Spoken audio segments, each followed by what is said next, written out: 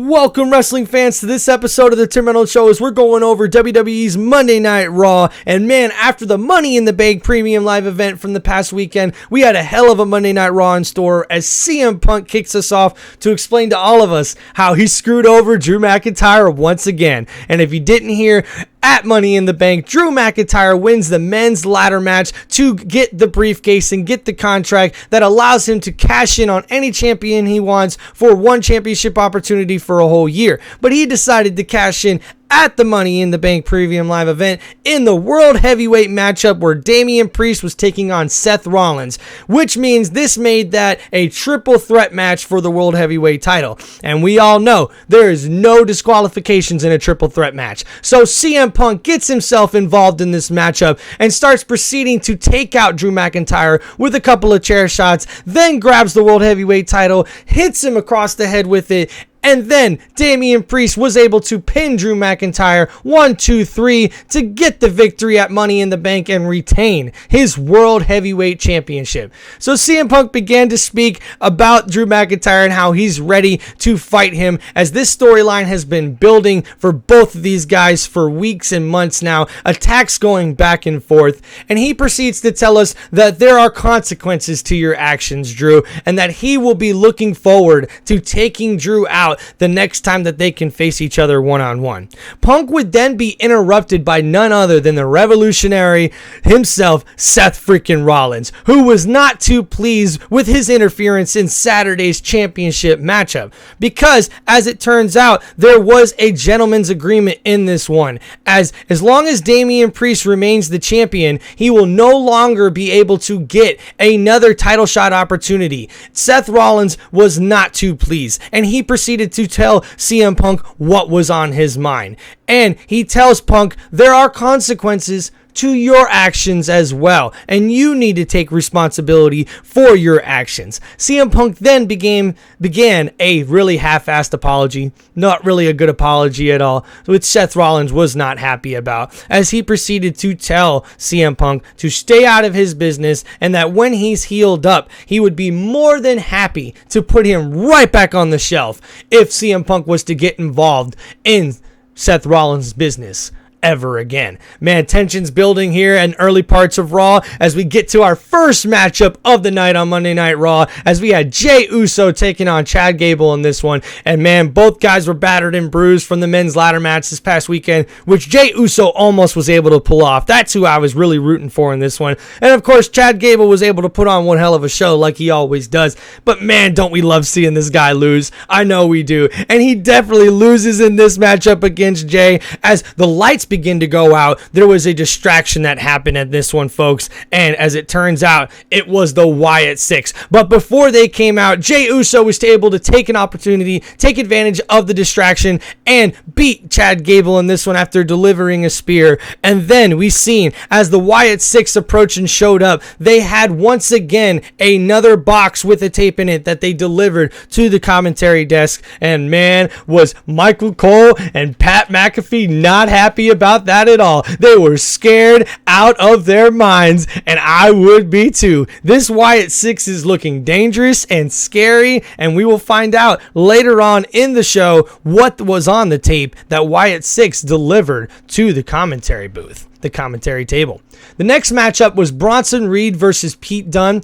In an interview after the Wyatt Six thing with Chad Gable and also Jey Uso matchup, we've seen an interview with Sheamus where Bronson Reed interrupted him, of course, which the Celtic Warrior did not take liking to. He began to then challenge Bronson Reed to a matchup, which he then turned down. Reed was able to defeat Pete Dunne, but then he was actually attacking Pete Dunne right after the match, where Sheamus was able to come out and save Dunne from any more further beatdown. As they both took out Bronson Reed out of the ring, you then seen Sheamus go to embrace Dunne, his former tag team partner, but then Dunne rejects him. So now we're seeing Pete Dunne having some beef with Sheamus, and we also should be seeing another good matchup as Bronson Reed more than likely will be taking on Sheamus very, very soon after the tensions were building in this one, after the drama in this one. And then after this match, we would see the Judgment Day backstage As they were hanging out, we could see they were accompanied by Seth Rollins, who approached them and asked to speak to Damian Priest alone.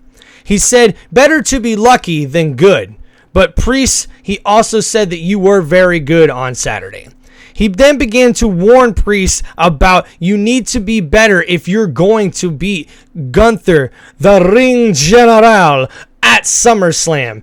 And Damian Priest then began to tell Seth Rollins to throw out the gentleman's agreement, and that once he defeats and takes care of Gunther at WrestleMania, that he would be more than happy to go to war with the revolutionary Mr. Seth freaking Rollins himself. And that is definitely a matchup, folks, that I would be down to see anytime. World Heavyweight Champion Damian Priest taking on Seth freaking Rollins once again. And hey, we got to keep our eyes out for this in the future. We definitely could see this coming if Damian Priest is able to pull off the victory against Gunther at SummerSlam. And as the talk began to happen, we would also see back in the ring where we would be joined by the Intercontinental Champion Sami Zayn.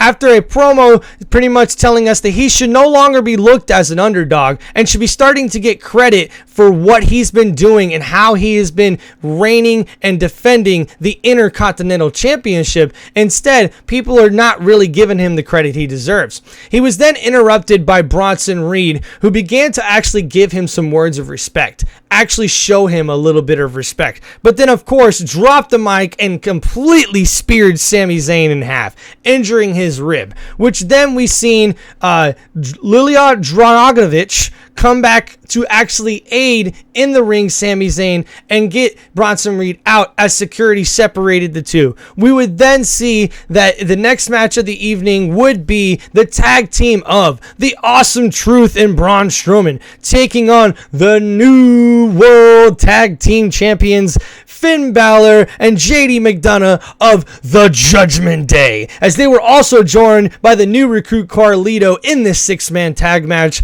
But after this amazing sort of match, we got started off with The Miz and R-Truth giving homage to John Cena, who announced this past weekend at Money in the Bank he will be retiring from the WWE in 2025. Such sad and surprising news. John Cena, I'm a big fan of his, and I cannot believe this is happening. He is one of the GOATs and one of the greatest wrestlers in WWE history, and we are all going to have to watch to see what final matchups he's going to have in his final year in 2025 with the WWE competing full time, and I can't wait to see that, man. So we've seen a couple attitude adjustments from The Miz and Truth to start out this matchup, but they were not able to get the job done, as Judgment Day would continue their winning ways and get the victory in this one over the Awesome Truth and Braun Strowman in this one.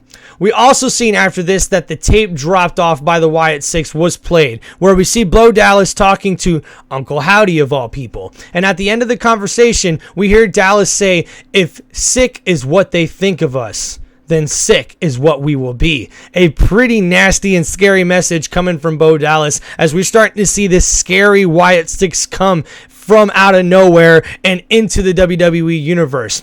Later on in the night, we would also see Bo Dallas again, as he would make an appearance in Adam Pearce's GM office, after Pearce was confronted in the hallway by Chad Gable, who was looking for more security from the Wyatt Six, obviously scared out of his mind. Then we see Bo waiting as Pearce opened up the door in his office. The door then began to close, and I cannot begin to guess what they were talking about and what Bo Dallas is talking to the GM Adam Pearce about. This is going to be interesting.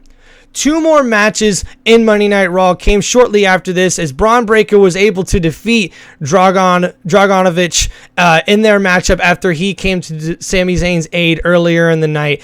After the match, Braun Breaker began to attack Dragonovic again, and then we seen Sami Zayn come to the aid of him to try to help out and kick Bronson Reed's butt. But Bronson Reed was the one kicking butt in this one, as he takes out both of these guys and walks away looking like he's going to be a number one contender for the Intercontinental Championship once again. But then we also see the damage right there, as we also see another matchup, the second one, which put a 6-man tag match, as we had Damage Control taking on 3 other women competitors, where they were able to easily get the victory in this one. But they were shortly then attacked by a new group that was consistent of Shayna Baszler, Zoe Stark, and their new manager / probably leader, Sonya Deville, who returns to the WWE ring as they proceeded to take out Damage Control and assert their spot as one of the new trio groups in the women's division on Monday Night Raw. Man, this was such a big moment as we see a new trio group on the women's division step up to take out Damage Control. Later on in the evening, in an interview with this new trio, we can see the women's tag team champions is Isla Dawn and Alira Fry interrupt them in their interview to pretty much remind them that they run the division as the women's tag team champions. But we could also see in the background that there was an interview almost being done by Chad Gable with some other WWE superstars to see if possibly he's looking for some protection. I think he's looking for somebody to come help him out with this big Wyatt Six problem. That is definitely the storyline that is taking off right now with WWE, wondering what the heck this Wyatt Six is going to do with Chad Gable and what the heck is Chad Gable going to do about it. But it looks like he's trying to do something about it, right? And then in the main event of the night was a mixed tag match as we had Liv Morgan teaming up with Dirty Dom as they the women's world heavyweight champion taking on Rey Mysterio and of the LWO and also Selena Vega. So man, we had a really interesting matchup in this one as throughout the whole night, Dominic Mysterio was actually trying to get out of this match. He did not want to team up with Liv Morgan. He did not want anything to do with this matchup. But forced into it, of course, like Dom has been, he also caught himself in some very, very awkward moments back in the locker room when Liv was trying to stretch for him.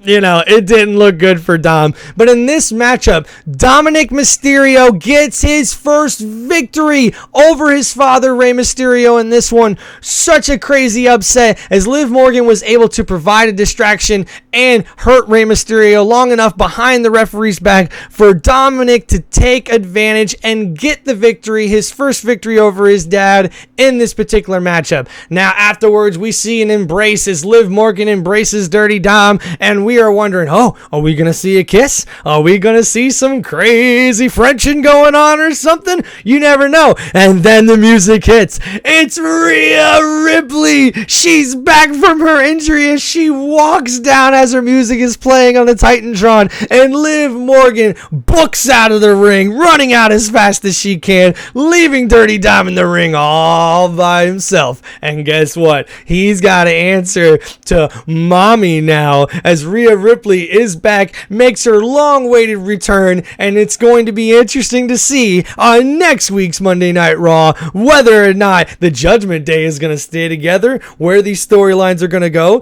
Is Liv Morgan still going to go after Dominic Mysterio? Are we going to see Rhea Ripley turn babyface? Are we going to see Dominic Mysterio still be a part of the Judgment Day going forward, or are we going to even still have a Judgment Day with all the little controversy that we've been having in this group? Man, what a great way to kick off Monday Night Raw, the week that is, and to end the show with this big main event and the controversy of we don't know what we're in store for next week and what Rhea Ripley is going to do, but I'm excited to see it. And hey, this has been Tim Reynolds Show's WWE Monday Night Raw review, man. Please hit that like button, hit that subscribe button. Thank you everybody who helps support this channel. This is Tim Reynolds Show, where you can get all your sports content for football, NASCAR, and WWE, and a little bits here and there with them other sports. Thank you so much, guys, for checking out the channel. This is Tim Reynolds Show. Peace out, everybody. Have a great day.